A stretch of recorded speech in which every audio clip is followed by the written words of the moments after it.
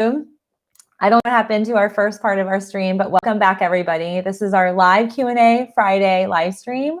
We're back on. I am digging into research. If you missed some of the news, you can watch the first one. But I'm digging into research about mask wearing and a particular systematic control method approach out of Germany that highlights that mask wearing over 10 days reduced the transmission rate of cases by 40%. This is a very substantial, extensive article. They dig into the timeline. It was in April when they started to see this. And they saw a dip in cases across the board in all age groups in Germany. And they talk a lot about the reduction of cases in the control group versus the non-control group. And so there's two different lines. And basically the flat line here is when the control group started wearing a mask. The non-mask wearers had greater risk of having COVID exposure and actually coming down with transmission. So YouTube's back up for you all. I don't know how long it's going to stay. We're definitely, I think we're having a glitchy Friday morning. I don't know what's happening, but at any rate, this is substantial. We have a lot of people who are mask deniers. They're claiming it's against their freedoms. Like, where do we stop if we're forced to wear a mask? This is about public safety, but it's also about the safety of every American. We want our economy to get back to some sense of normalcy. We want to get out, shop, see our friends. We've got to have our numbers go low.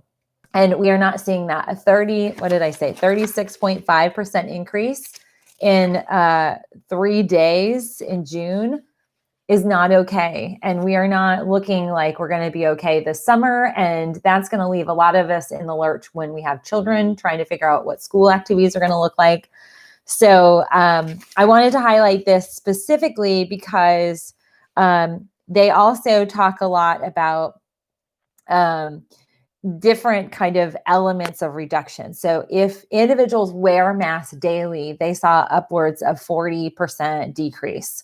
And then that was over 10 days. Over 20 days, they see even more substantial decrease. And so they saw upwards of 60% decrease with daily mask wearing. So I want to highlight that, if we want to reduce the growth rates by 40 to 60%, face mask wearing has to be a critical part of our everyday lives. And it's something that it is foreign for a lot of Americans. We don't like that. People are having anxiety. That's why you get dizziness and you kind of hyperventilate. We have to mentally get into being okay with this. So they just have a ton of data. I will be sure to post this. I did the real quick little thing here with our live, but I'll post this PDF where you can grab this and print, read it at your leisure. There's also another journal article. Again, this is led by Texas A&M, and they talk about identifying airborne transmission as the dominant route for spread of COVID-19. So talking about what we know, the aerosolized respiratory droplets and the transmission. They look at trends and measure China, Italy, and New York City dates of January 23rd to May 9th. And they find that mitigation measures are discernible, i.e. mitigation via face masks, were great in the reduction. And so they talk a little bit about, they show, some of the trends here, the increase in the route of transmission. And then they dig into the difference between New York and Italy when it comes to face mask wearing. And they also break down what lockdowns look like and some of the epicenters. So New York and China, Wuhan were epicenters that they assessed. And the major marker, and I think I want to highlight for you all here, they highlight some of social distancing, but when face mask wearing was employed, that's when they see the major decrease. So this is the line of demarcation for the decrease. So social distancing, there's sometimes a delay, but they do see that period of time, the new infections versus the decrease, that was part of it. And it talks a little bit, it actually gives a visual of like respiratory droplets and then transmission, how it's inhaled and then how it's exhaled. So transmission from person to person. And then they go into this. Great. So this is actually, I'm very excited. I love infographics like this. This is something I would cut and paste and post on Instagram, which I plan on doing, but they kind of dig into some of the different routes of limiting exposure. And so, there's airborne transmission and contact transmission, and then the different measures of protection, quarantine, isolation, face covering here. So love that. But this is only 7 pages. So this is a shorter assessment where this came out yesterday, and it's much more thorough. But again, we are seeing on average, the 60 to 75% range of face mask wearing, reducing the transmission. GRND design. People are claiming that they're breathing their own CO2. Can you please debunk this? Well, it's just totally false. I mean, these are all breathable fabrics. And in fact, the N95s are much more locked down. And it is, and there's research about face mask coverings. There's 2 different parts of research. There's the N95K 97, I think, face mask details about surgical, exposure, and even Ebola and all these other things. And then there is the COVID related. I'm pulling COVID specific because we need to be, at least from my perspective, I need to be specific to this. So that would be something, just the CO2. They're not measuring, I haven't seen anything that measured CO2 volume increase, but people are not, it's not possible that they would decrease in their oxygen levels. And if that were the case, we wouldn't be seeing healthcare providers wearing these. So, that's one thing to notate. Healthcare providers usually they have 12-hour shifts. They're usually in the hospital for 14 hours, usually fully masked up. And so, do we see them falling from low levels of oxygen? No, they're at risk because they have greater exposure and they're recycling these things. And that's where we see the meltdown of the protection there. So, okay. Oh gosh. Storm Chaser 10. I had COVID-19 over a temperature of 106. I'm good now. What caused me to contract coronavirus? No idea. I had exposure. So it could be anything. Contact tracing. It might be a good idea to have some communication with your family members or folks. You probably knew somebody who also was sick or asymptomatic. But this is definitely something we need to be very, very cognizant of, the fact that and I agree, we need to debunk the whole idea of face mask wearing as unhealthy and harmful or taking away people's personal rights. I mean, as much as I hate YouTube censorship, and it's a platform, it's owned by a company, owned by Google, they censor content, and I hate that, but this is part of my livelihood and it is part of my work. I go to work every day. I prepare at 7 a.m. I start preparing, getting all my notes together, printing out the articles that I read the night before or grabbed in the early morning. It's my work. And I do this, and I do it under the parameters of that work component, where I might get censored or I might not, but that's my onus. We have the same type of we have to have the same philosophy when it comes to face mask wearing. We are going to go about our day-to-day lives, and we want to be healthy. How do we protect ourselves? Data and science, we can't deny this. This is real time. This is real time assessments. This is given, we've got time, January to what, May, I think is when I said this was the last date, like the 12th or 13th. This is something that's really critical for us to highlight to these deniers of face masks. And, they put themselves at risk. And we also are going to be seeing more and more communication that comes out, like of Missouri. There were 2 hairdressers that were working. They were face masks. Their customers had face masks. They had social distancing practices. They had all the, sanitization practices, hand sanitizers, all of that in place. And 140 customers had exposure to 2 hairdressers who tested positive, and nobody, even as of today, this morning I checked, nobody's tested positive. That is a prime example of here in the US, the impact of face mask wearing. Do we even know how long someone will test positive when they have been hospitalized with COVID? That's a good question. So we're still sorting that out. People are testing positive, then they test negative, and then they test positive again.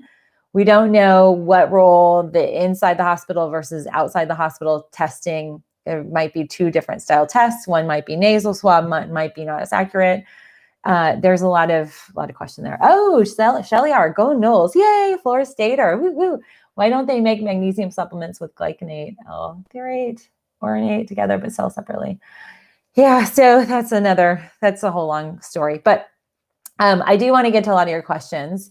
Can I get the link to these papers and studies? Absolutely. So this Instagram will now, all my Instagram lives, just like YouTube lives, are being housed. They're actually being housed on Instagram TV. It's very exciting. Somehow I don't know, I'm in creator status or something. So now beyond 9 minutes, that was as long as I could post on Instagram TV. So now I just save it on Instagram TV. There will be links in the description. So it takes me to edit a little bit. I don't have the ability to put in a description when we go live, but I will after the fact. So you can grab those links. But today I want to answer questions. So first of all, and speaking of links down below, if you want to support our channel, there's several ways to do that. So I know a lot of people do live chats, like Letitia always does that, and Monica, and so grateful to everybody.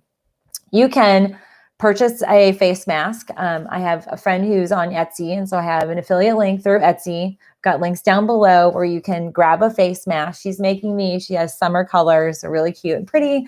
They're cloth. They're very comfortable. They're not restrictive. I have many different types of face masks, and I really love Sarah's the best, and it has adjustable straps. So you can grab those, support a local individual. She actually lost her job. Monica, $2.99. Yay, thank you for live super chat. She lost her job because of COVID, and she and her mom are expert seamstresses, and they sew, and she was starting to make them. And I said, oh my gosh, can you do some tweaks on what she had? She did all the things that I asked. Has put together this awesome face mask. So please do support her. She is a local business. And then also for any of you who are looking for supplementation, and I know we have a lot of questions on that, there's a direct link to my full script store. You can buy in, you have access to all of them. All you have to do is sign in. You create yourself a patient account. So there is some HIPAA related security. Your name and your email has to be part of that. And you get 10% off everything in my store. And I want to tell you, we've got something really exciting coming up, I think in 2 weeks. So you want to make sure you get signed up now. You'll get emails. They have some really good deals coming out. So definitely do sign up. Okay, so, and Alice, Full Script does not have any other wraps. I sell this in online, like in my clinic store. So I have several lines of like retail, but Full Script is a company I engage with. They they do all the distribution, the packing, all of it. And it's for individuals like myself. So usually what I do when I have consults with individuals, either in person or most of the time it's virtual, I can script them recommendations and they just add everything or pick out what they want, add it to their cart. And this is it's like eBay or not eBay, but it's like Amazon in the supplement world, but high quality, professional supplements made and manufactured by high quality brands. And in fact, to that note, I've asked them to help me put together a list of Black-owned supplement vendors. And also I have a people of color owned supplement vendor list we're working on. And it actually triggered Full Script to assess their buying practices. So I'm really excited. I'm going to list that on Instagram today. We put it together and they helped me. I have a specific link. So when you go into my store, you can go to my favorites. I have a favorite list and you can shop unfortunately, there's only 2 brands out of just hundreds of brands that they've carried. And it brought their attention to this, specifically that they should be more diverse in their bringing on of supplement brands if they meet the requirements, obviously. So I just want to put that out there, making subtle changes, friends. That's how we have to do it. Subtle changes. But anyway, let's get to your questions. So I'm going to bring up, I had to close down some of my tabs. I'm going to bring up my YouTube community tab because I had posted here on Instagram and up on YouTube.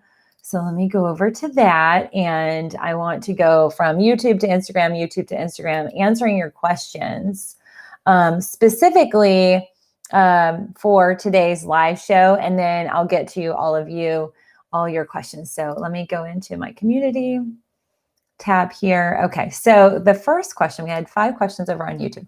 Okay, so the first question yesterday, Paradise Ave, what is the best time to take Moringa? You can take Moringa any time of the day. I tend to take it in the morning because Moringa is a heavy antioxidant. It's a very, very potent antioxidant, high ORAC value, and it is very good at leveling blood pressure.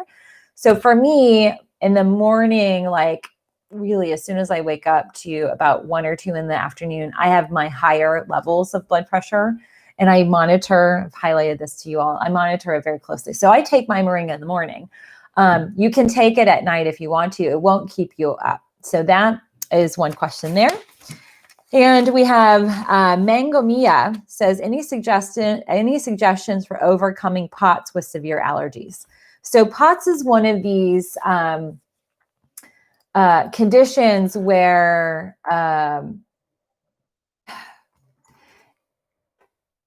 it is one of, I'm trying to describe what this is. So POTS is, it is we call it an orthostatic intolerance. And essentially it's a disorder within the body that affects blood volume. And it is often presented with like tachycardic conditions or tachycardia. So there's a lot to it, and this is just a dedicated video would be probably more apt. And in fact, every POTS mast cell case is so individual. There's so many different things behind what's going on. But essentially, some folks with POTS, if they're laying down, they have a different heart rate. If they sit up, sometimes they'll go tachycardic. I find that food sensitivities, gut-related, addressing that tends to be helpful. Reducing inflammation and motivating the lymphatic system are part of it. Wearing compression garments are really critical depending on the severity of the case. So is it overcomable? It tends to be something you live with. And so it won't immediately remedy. And under stress, it can be even more overwhelming. So there's sometimes links between fibromyalgia and POTS. Sometimes there are links specifically in terms of like headaches, really severe headaches. It just kind of manifests in people differently. Oh, Letitia, $5 super chat. Thank you. So I hope that was helpful. Let's go back over to YouTube. So question on YouTube, Lori P says, with your nutrition background, what is your opinion on 21-day cleanse and intermittent fasting? So I say it depends on a lot of variables. It depends on how well you are before you start the fasting or cleansing. It depends also on your primary routes of elimination being open, meaning you don't want to have lung bronchial congestion. You want to have healthy bowel movements 2 to 3, up to 4 times a day. Sometimes we have to do some work to get to that point. And you want to make sure you don't have any skin eruptions. So those tend to be critical before you do. Sometimes people do too much detoxing. 21 days is a really long time. Usually what I do is say, try a 2-day fast or 2-day cleanse. I'm not for water fasting. I'd rather folks do like bone broth and green juices and add like the spirulina chlorella tabs with that. Intermittent fasting is not bad. It can trigger immune growth, like it triggers the HGH, the human growth hormone. And it can also enhance the amount of stem cells we're producing in our body that makes us more youthful. We all do fast though. So that's the one thing, like everybody's fasting. Like when you stop eating dinner and then you go to bed and then you wake up the next morning, you have a drink and eat, you fasted. So we do that daily. And I want to remind people that we are fasting, or you should be, our midnight eaters or folks that are insomniacs, kind of depends. But, for our friends that skip breakfast, that's somewhat of a fast. Lori, there's a lot of variables. I want to make sure that the fast does not trigger inflammation, cortisol hormone. That's the fight or flight. That's a starvation trigger. So it's not uncommon for folks to do all these great intermittent fasting and all this stuff.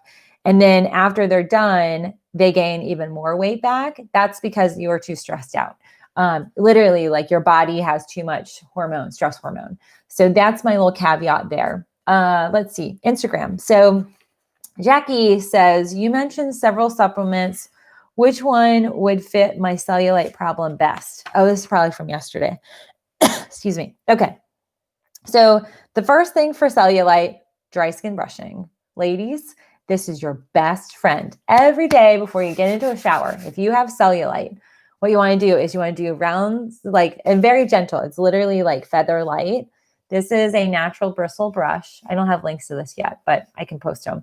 This is a natural bristle brush. This is a gentle massage of the lymphatic system. It literally will pump your lymphatics to remove toxic waste.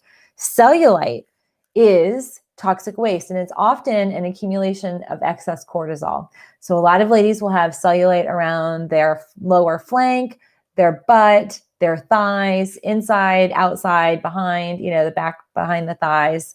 That is an indicator of a sluggish lymphatic system. So you want to rev up, you want to motivate your lymphatics. Also, Lymph Stim is one of the ones that I would recommend for that. So dry skin brushing, DIY, rebounding. Yesterday's video is probably the best video to watch and play again. And I have playlists. I have 50 videos in my lymphatic health playlist. I have, I think, 4 or 5 in my rebounder series. So I literally rebound exercise with you. And then, so you purchased my lymphatic starter kit, all of those items, but depending on what we're dealing with. So, do you need compression if you just have cellulite? No, but if it might be lipedema or lipolymphedema, then maybe not. Which, by the way, I was very excited. One of a very large lymphatic Facebook group, apart from my favorite gals, Veronica and Patty at Lymphy Strong and Lipedema Fitness, they shared my video and yesterday's video, and then it went on to another larger lymphatic community. So I was really excited. That's such an honor. So we had an international viewing of yesterday's video. So I was grateful, and I want to put that out there. Okay, so let's go to YouTube. Okay, so questions from Deborah. I messaged you on Facebook Messenger. Sometimes I don't see those. So sorry, Deborah. It helps if you ask right there versus sending me somewhere else. Okay, so Jana Farmer asks, during yesterday's live on lymphatics, you mentioned massage therapists. I was wondering if massage was good for the lymphatic system in general. My therapist worked with PTs and chiropractors and does more than a spa type massage. So this is the caveat. Massage therapists are not lymphatic therapists. There is a totally different separation. We often will have people call, and I've even referenced lymph massage. It's not a massage. So massage therapist should not, unless they have certification or any type of extensive training, not a 2-day training, not observation, literal training, understanding of the lymphatic system. They should not be dabbling in that world. I do more corrective work from massage therapists who are lymph therapists that literally move the fluid the wrong way. And you can do that. You can cause more damage, more grief if you don't know what in the heck you're doing. And I get really charged up about this because this is really my one of my core areas of focus. And it's really annoying when there are people, and I had a woman who was using my face and pictures from my previous website in Florida and business in Florida. She was moonlighting as if she was me. And I had a lot of patients who went to her and she caused damage because she didn't know what she was doing. And a lot of massage therapists think, oh, it is a very different type of technique. It's not massage, and it's very feather light. And we actually use a lot of techniques. So like we can do cupping, we can do wrapping. So we actually do compression therapy. We do fitting. We will measure limb volume. We will we will do kinesio tape. I don't know if I mentioned kinesio taping, And then I also employ different therapies like electrolymphatic drainage therapy, laser therapy. I do a lot of scar reduction. There's a lot to lymphatic work apart from just touching the body and massaging. And so a massage is not a lymphatic promotive technique. Okay, so Miss Tanya Durant says, do you recommend a lymphatic training course for me? I'm a massage therapist. So the best, there are 3 schools. There's Norton. So I'd recommend Norton or Klaus or Vader. So those are three schools. I like Klaus a lot. What I would recommend is you take those courses. It's 1,100 hours, which means you have to leave your practice for a minimum 2 weeks. And then there's certification and there's a whole bunch of other ongoing training.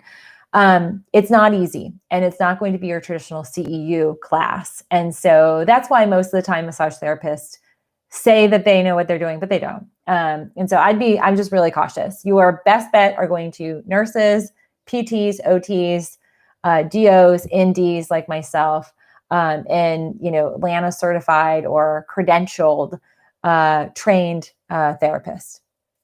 Okay.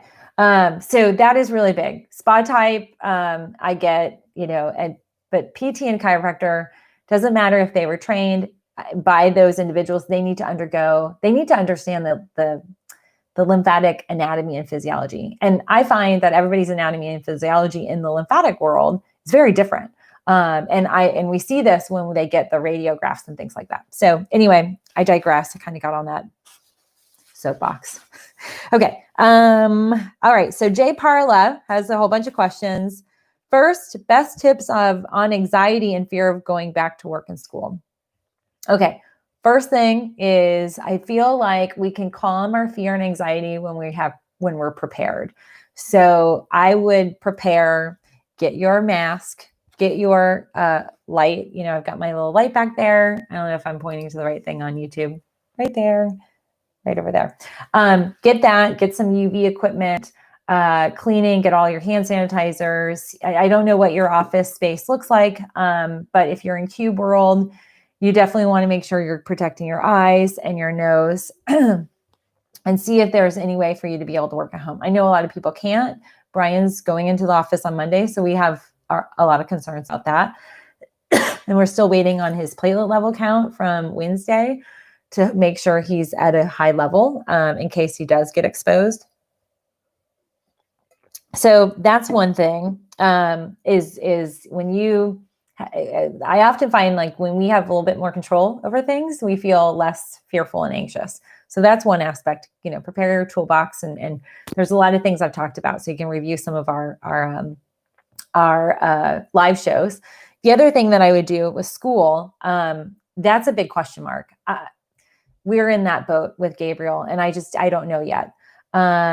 So he's doing well. Brian's doing well. We're just not sure what he's going into. It's really annoying when companies live and operate in the 1980s and 2020, and they are a company that is run by older guys. They're all old white guys. No offense to all you old white guys, but they literally are just stuck. And, we have a world of technology where Brian and his group, they do all these conference calls anyway. Like, what's the difference between doing it here or in the office? So, but it's just this old mindset of, you got to see people and make sure they're working, where stats actually show people work harder and longer at home than they do in the office. So that's pretty crazy. Okay. So she also said, what do you think schools should homeschool for next year? August, September. I'm on the fence. We have a preschooler, and Gabriel is going to go into this like middle space where he's not 5. He turns 5 at the end of September. So he's too young to go into kindergarten. He doesn't qualify. And we're testing out homeschooling for us, but that may work for us. It might not work for you.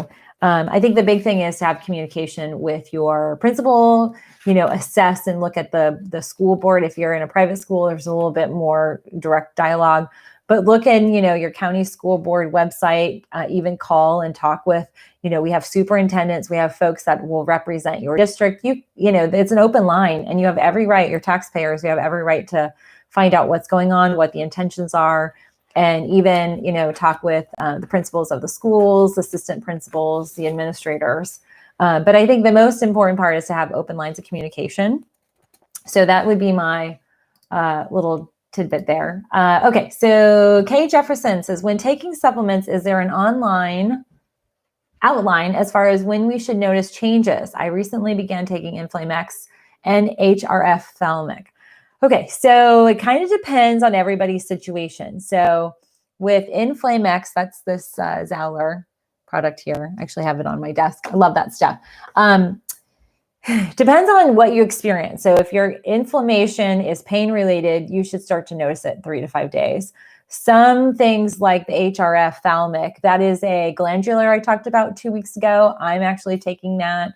I personally noticed a big difference pretty quickly, but I was pretty whacked out in terms of some of the imbalances with the pituitary and the hypothalamus within my own body from stress. So it really honestly depends on your body and where you are. If we're dealing with a deficiency, it depends on what type of deficiency, how deficient you are. If we're dealing with hormonal imbalances, sometimes it'll take 2 or 3 menstrual cycles for us to see some changes. And that's a really big thing. With the HRF Thalamic, that will impact your thyroid function, which impacts your ovarian and uterine health. And so the big thing will be, what does your cycle look like if you're still cycling? There will be often changes, usually on the positive. Sometimes there's some detoxing that's involved with that process as well. Okay, so back to Instagram.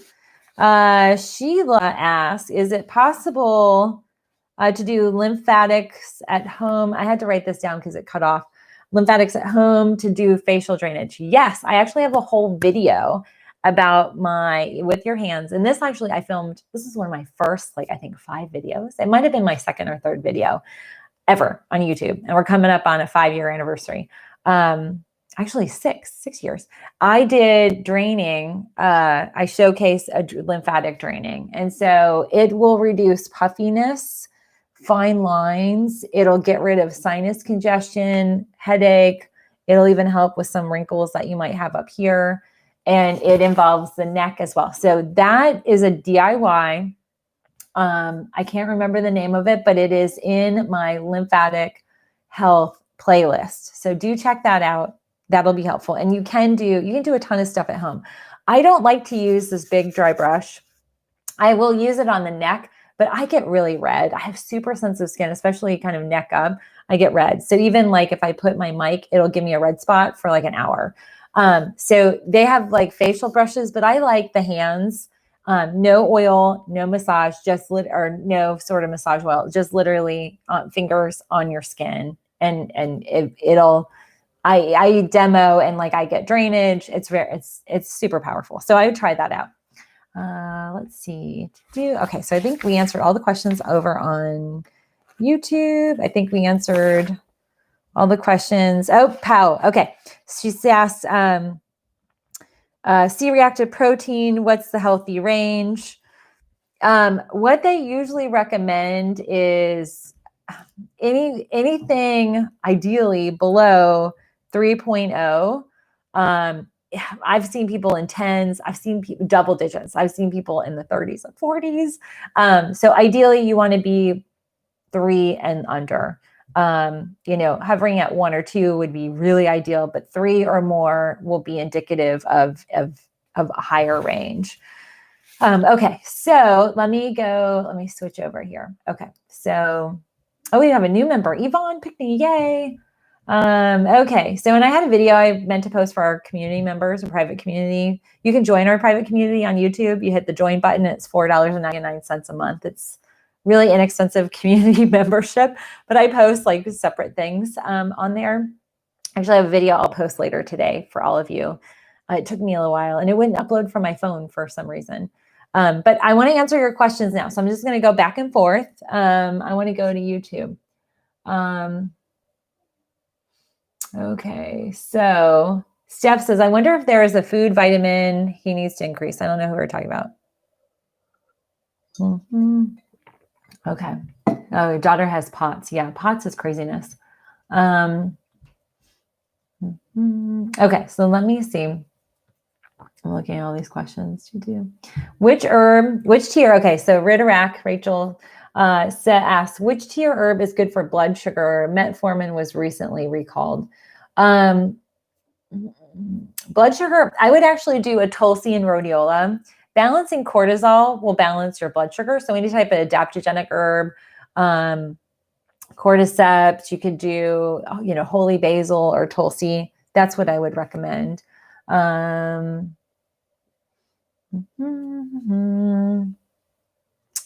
Let's see.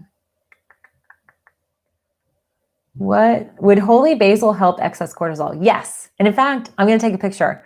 I got holy basil. I got 2 plants from my garden, and I just put one in like this little hanging basket. I am going to grow my own holy basil, and I'm going to manufacture the tea. I've got to learn a little bit more about this, but holy basil is fantastic, and it will balance cortisol. It is an adaptogen. Now, does it block? Does it have blocking capacity? No, there are other compounds that you would find. Like if you were to look at Cortisol Manager or Reloraplex in my full script store, those would be 2 that would be beneficial for really blocking and lowering cortisol if that's what we need.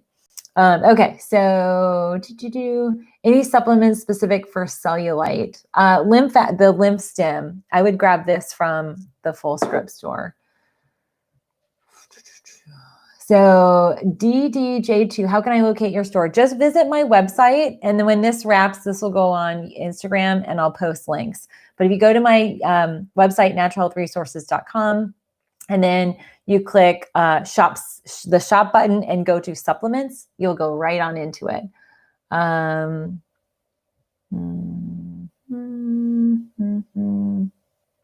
Let's see any questions on here. Okay, so Dr. Basketball Fan, good morning. Doctor, I'm on semi-fast, a swelled legs tummy. Is the mushroom reishi coffee okay on the semi-fast mild food today? Yes, I actually would recommend that. And I would also make sure you're doing ginger and turmeric in the mix. I don't know if the mushroom reishi would have it, but definitely would do that. Yeah, so there have been some recalls. I actually posted a recall about one of the thyroid medications that's more natural in its orientation, but there definitely is a metformin recall. It's going to pose a lot of challenge, and there's been no communication about that. Okay. And I want to thank Pat for moderating. Lots of crazy people sometimes just jump on here to be crazy. Trolling is totally, so Pat's our troll patrol. And it's okay. You guys can disagree with me. I'm totally okay with that. So when we kind of get nasty, that we just can't tolerate that behavior. I have to put people in timeout, and they actually have a timeout button that Pat manages. Okay, so Margaret, what is your stand on vein surgery? Pros and cons. So I actually mentioned this yesterday. I hate it. It is not effective. And in fact, the way the body works, and this is with I'm bold when I say this. We have vein amputation. We have organ glandular amputation. We remove things that are supposed to be in our body for a reason. And when we remove veins or cut off the vein flow, the body says, no, thank you. And we meant to have that vein, and it will regrow veins. And so a lot of people have vein surgery after vein surgery. And ultimately, your vein problems are not going to be resolved by surgery. You have an underlying potentially genetic component where you have chronic vascular insufficiency. Your veins are not functioning the way you need to function. So what you need to do is you need to address vascular function with supplementation, compression therapy. I still have these here from yesterday. And I sell these in, one of my brands that I actually post on YouTube or on my website. I use Juso compression all the time. Now this is a little bit of this is silver. So this is for folks that have wounds and are recovering from, open like diabetic wounds and things. But you see, it's got a lot of give, so it's not uncomfortable, but you should be wearing stockings, compression stockings. So you have spider veins and surface veins. Don't have them removed. They're meant to be there. You just need to support your body. And I have some vein related videos. I hope you'll check those out. Royce, are currently have an ear infection. There's blood in my ear canal. Is there any way I can relieve the pressure? Yikes. So if you have blood, you might have a ruptured eardrum. I would definitely get that checked out. Don't put any foreign objects in your ear. I wouldn't put any oils or anything in your ear either. Definitely have that checked out if you have blood. Now, the big difference is you can have reddish looking wax or it could be blood. So there's you want to distinguish, is it really blood or is it reddish wax?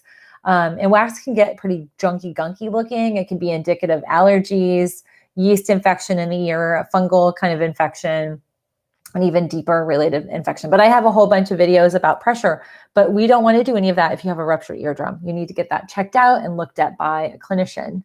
Okay, so let's see. Is there any chance to come off dialysis, Magdalena? It depends on every situation. Depends on the severity of kidney disease. Generally, I think it was dialysis, yeah.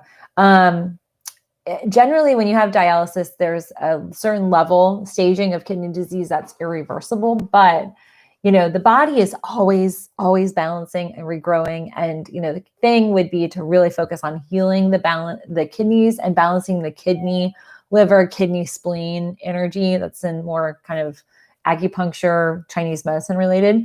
Instagram, you guys are going to go off, but we'll come back on. So we'll do 2 of these. I'm so grateful. Pat wanted to know about the mat you showed yesterday. Oh, okay. I will definitely post that. All right, Instagram, I'll see you in a minute. Okay, so I have to, hold on, you guys. I have to save Instagram. Download, share. Okay, so I just post this really fast. You guys are seeing the inside scoop of trying to manage socials and do everything all in one. And usually I have like a toddler, mommy, look at me, play with me.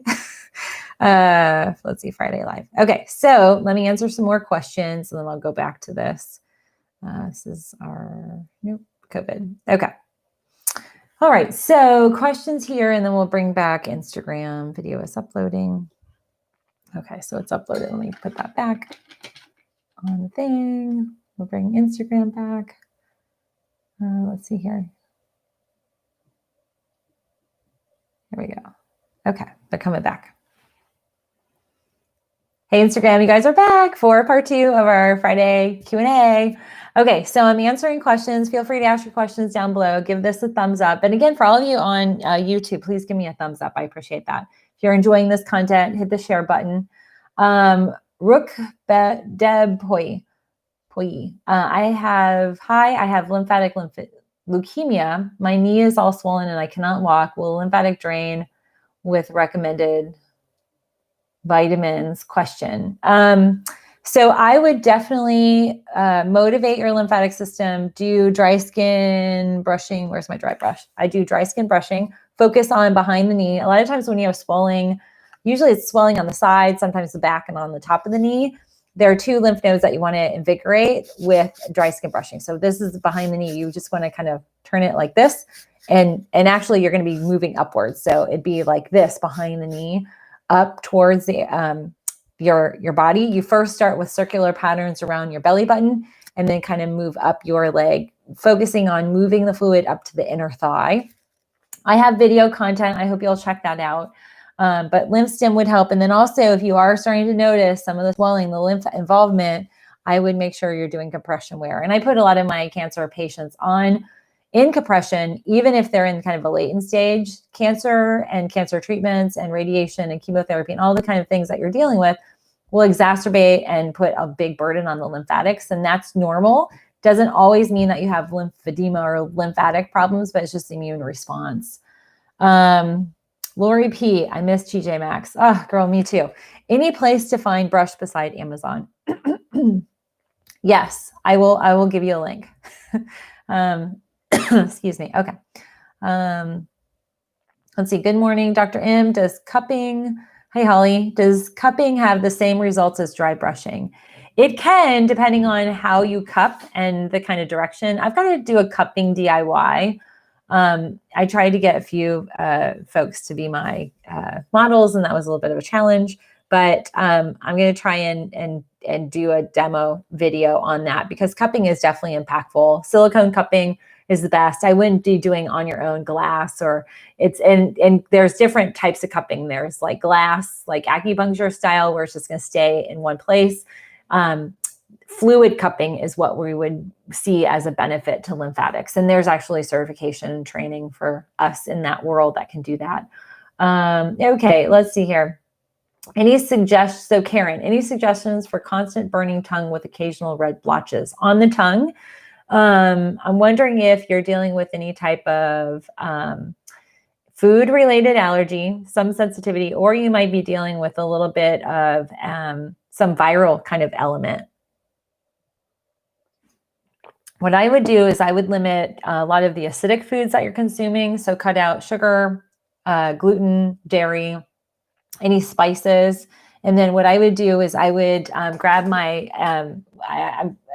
several times in videos I've highlighted, and I've gotten this actually at TJ Maxx too, the Ayurvedic mouthwash. I would do coconut oil pulling. Coconut oil is very calming. It also is antibacterial.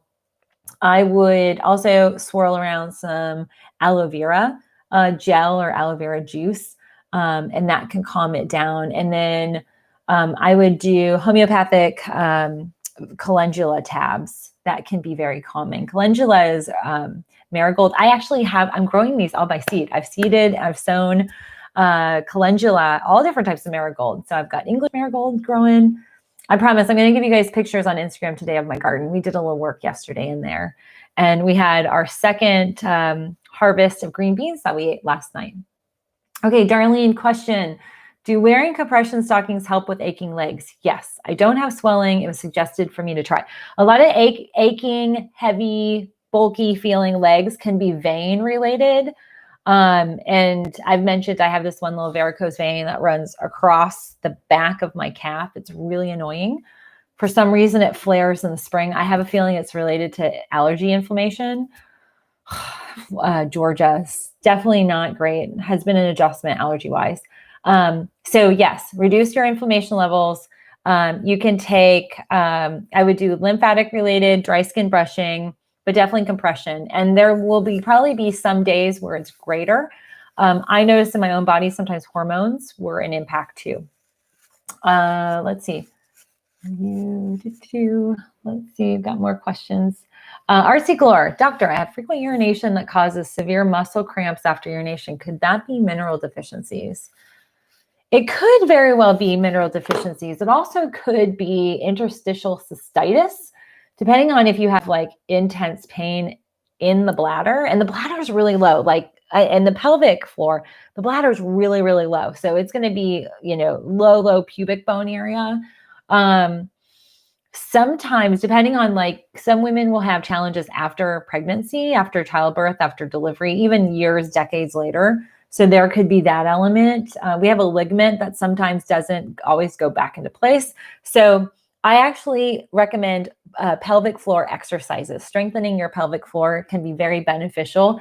If you're dealing with muscle related kind of irritation, it could be ligament, round ligament, small ligament challenges. So I don't know if that makes sense. Okay, let's see.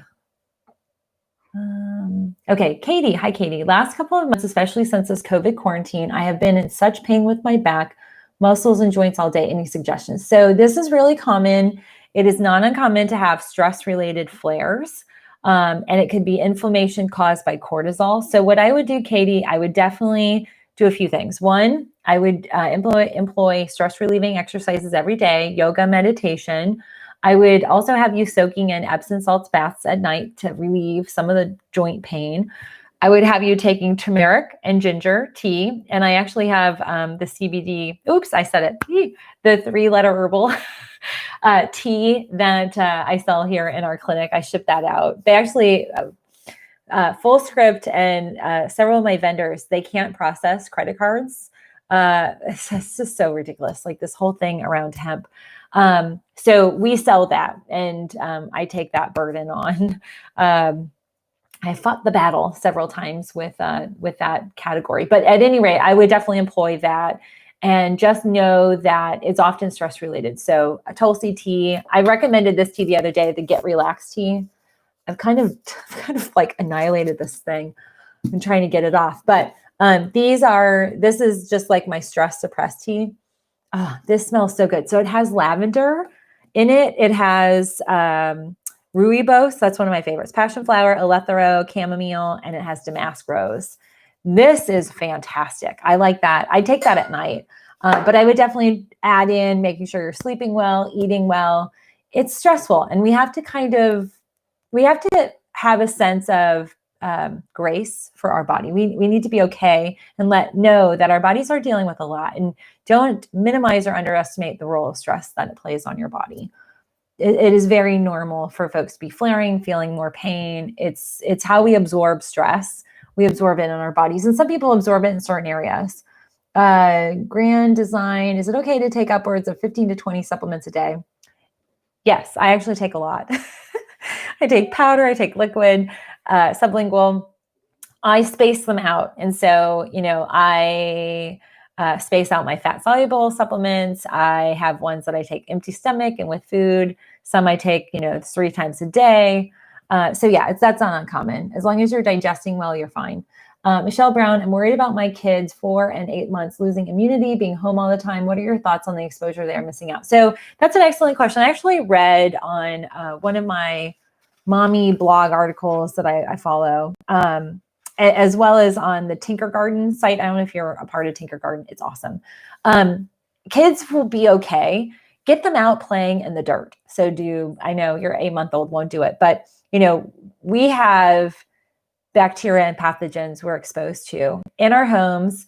If you have animals, they're exposed to that. If you have grass and yards, put them out, let them play in the grass in the yard, dirt, sand, set up sensory boxes and things like that. They'll be okay. It is not an overwhelming amount that they're missing. And, we're now on 3 months, 4 months, almost 3 months. I don't know, March, April, May. Yeah. So, I'm not concerned. And we also have our own exposure. So between your family, you have your exposure. But, the reality is that as adults, we're 99% bacteria in our DNA composition. So children will continue to get that exposure. I would also, if you feel, you want to kind of get them exposed, take them to a local park. Obviously with limited contact with people, but definitely you're okay in your backyard. So just have them play in dirt. Gabriel does it all the time. He's killing me with the laundry. Red clay. Do you know how hard red clay is? Clay and paint. Oh my gosh. And I usually use hand sanitizer, like the alcohol from the hand sanitizer gets paint out. And I'm not using that. So, okay. Lori, what brand? I don't know what question that's for, but okay, let's see. We have Annika. Good morning. Let's see how I thought about you yesterday. I had tons of blackberry plants by surprise. Oh, funny. Oh, you found them. Oh my gosh, I'm so jealous. I totally want blackberry. We have 2 wild blueberry plants that are on our property, but we had to fence in the property. It's maybe 6 or 7 feet in front of where these blueberries are, and they're hanging over, and they're going to be ready to go probably in the next month, next week. Brian's gonna, in the fall, we're gonna move them into not my garden area, but somewhere where the deer can't get them. I want to have blackberries in there too. Lorianne Rodriguez, shower puff for lymphatic massage. No, that is not advisable. So get rid of the shower, any type of shower related lymphatic massage. You don't get any type of treatment there. So you need to be using dry skin body brush.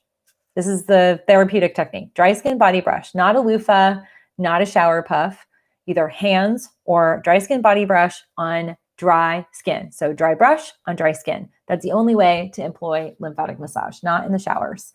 Borax help remove stubborn stains. Good to know. I will have to use that. I have clay. Clay is horrible. We have a lot of it. Okay, so let's see. I have several, and I like the Champion for Leafies, the Jack LaLanne. Okay, so you guys are juicing. And I love that you guys are talking amongst yourselves. My goal in the live is to create a community where you guys are all feeling like you're connecting with other people. For many of you are at home like us.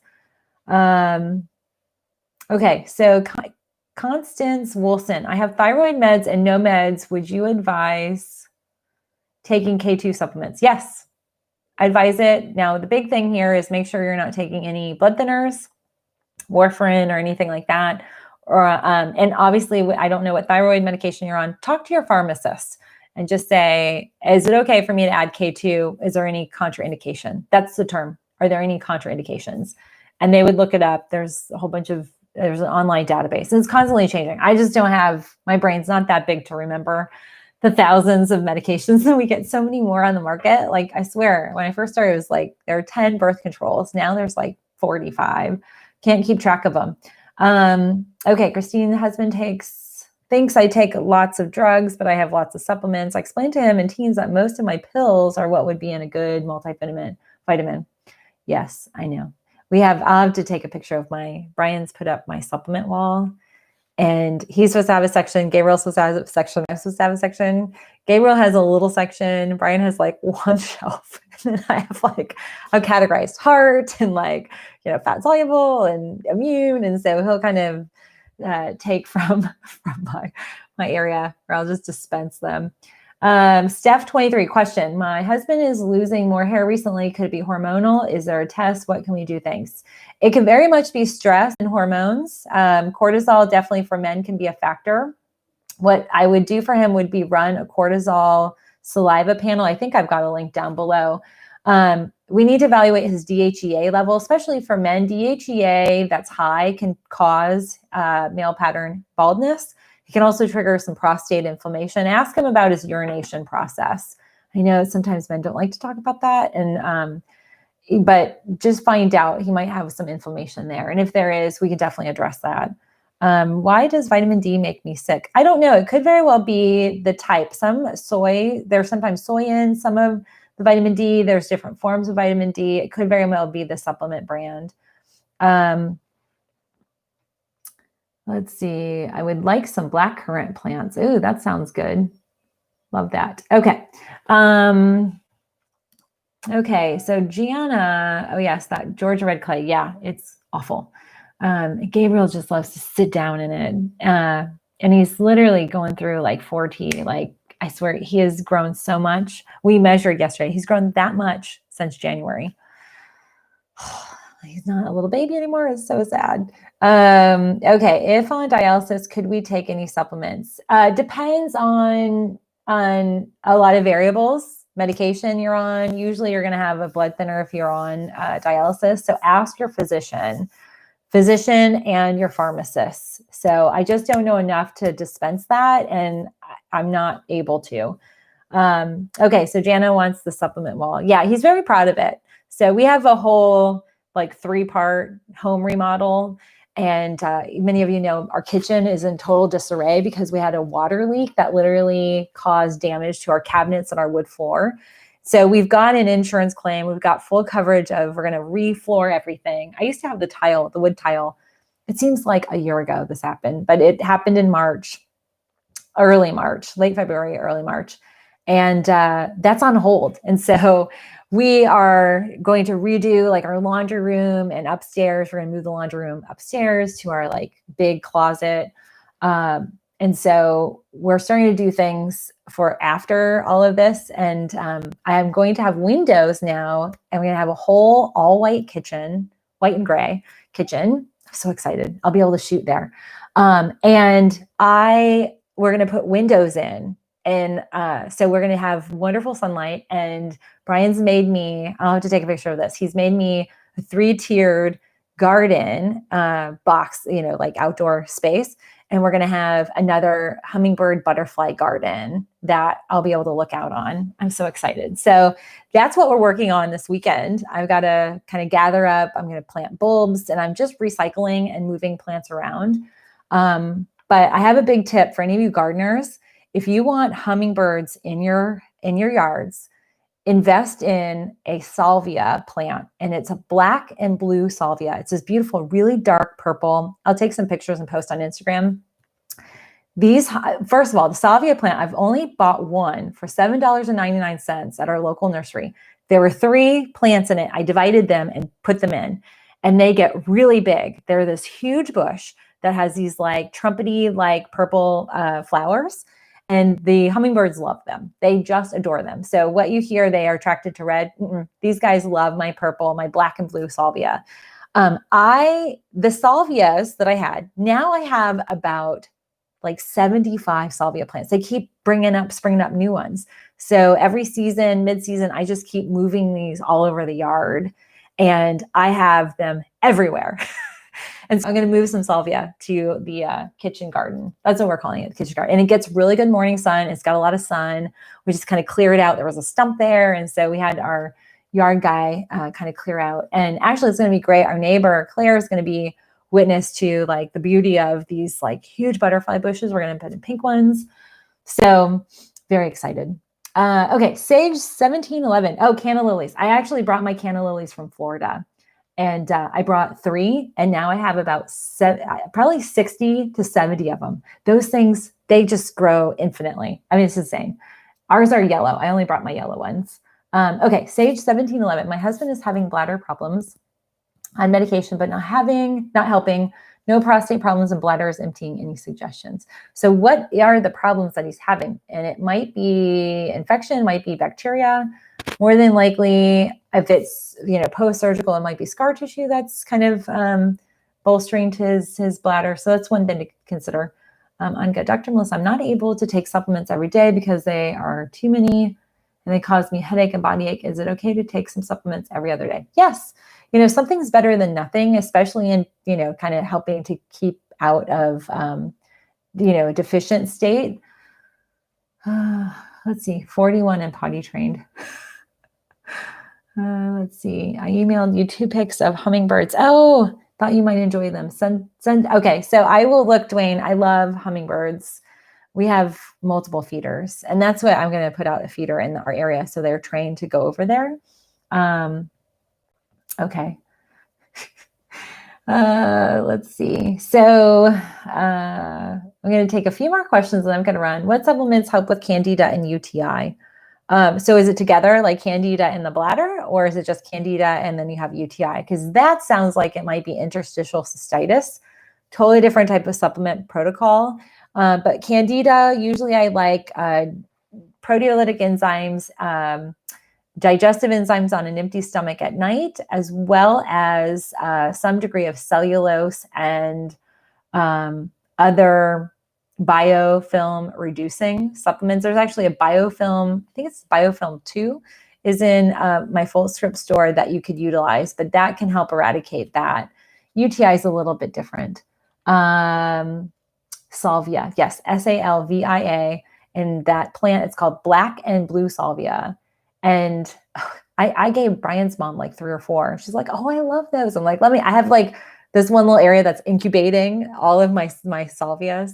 So I'm going to start moving them into all areas of the garden, all over. So I have like multiple gardens. We have such a huge yard here. I love gardening. It's so peaceful. Do you know what it is? What is the cause of amyloidosis AI? It depends. That's a little bit more in depth. But sometimes, usually there's some underlying degree of inflammation at play. Okay, so Jackie, going back to swollen ankles, my dad lives in a nursing home, has Alzheimer's. Is there a wrap versus stockings? Yes.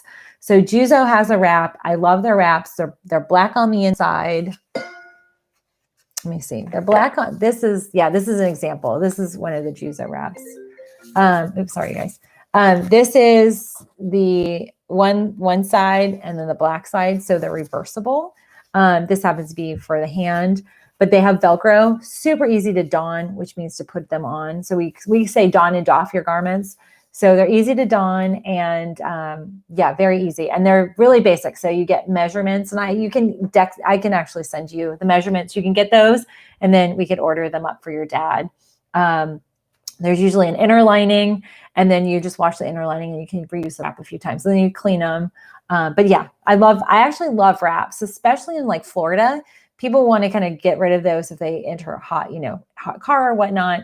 But it could definitely be very easy for folks that are on their own or in, a nursing home setting. Okay, one more question. Julie Catherine 20. Are adaptogenic herbs safe during pregnancy and conception? After my miscarriage several weeks ago, and I'm so sorry, I need something for stress. Is Moringa safe? So after a miscarriage, so the big question is, are you hoping to conceive soon? I would at least give yourself 3, maybe 4 cycles to get rebalanced. The ones that would be most impactful, rhodiola, that's going to deal with mental and physical stress. So there's a physical stressor, a physiological stressor there with the miscarriage. The other thing that I think would be helpful would be holy basil, and let's see, what would be the other one that I would recommend? If you feel like you're dealing with a lot of emotions, the grief and frustration, Moringa definitely will be impactful. Moringa is a good antioxidant as well. The other one that I would want to deploy, I would almost want to put you on passion flower, not necessarily an adaptogenic, actually 2. So I would definitely have passion flower in your mix, but chaga. I think chaga would also be another good one. Chaga is a very good hormone balancer too. Oh yeah, the link to the link. Okay. How fast is rhodiola getting? So it depends on how you take rhodiola, but it definitely can get in there. Let's see. Darlene, you're welcome. And Magdalena, you're welcome. Bottle brush. Oh yeah. Okay. I think I might have that. I'm not sure. I'll have to look. Okay, friends, I've got to run. But I hope that was helpful. And Julie Catherine, feel free to DM me or message me. I can make some recommendations too. So you guys, it's always great to see you on Friday. Tomorrow we're going to be live Saturday morning. I'm still trying to figure out how I'm going to go live with Gabriel at home. I might test out next Monday to see how it goes, because Brian's going back to the office. So, if I can entertain him in the morning and then plop him in front of one of the educational blippies or Khan Academy, I might be able to do an hour with you. So we'll see. Cross my fingers, because I really feel like we are still on an increase with this virus and we still need to be diligent. So anyway, thank you guys. I will see you all tomorrow morning. And thanks for all your thoughtful questions. I'm grateful for the super chats. Please definitely give me a thumbs up. And do check out our playlists. I have a ton. And so, with over 525 videos. So Jackie, Cupcake Paper, thank you for the live chats. Yvonne, welcome as our new member. And yeah, so I'm so grateful for all of you. So thank you. And I hope all of you have a great rest of your day. See you later. Bye, everybody. And thank you again, Pat and Ron. I'm grateful. I will see you guys later. Bye.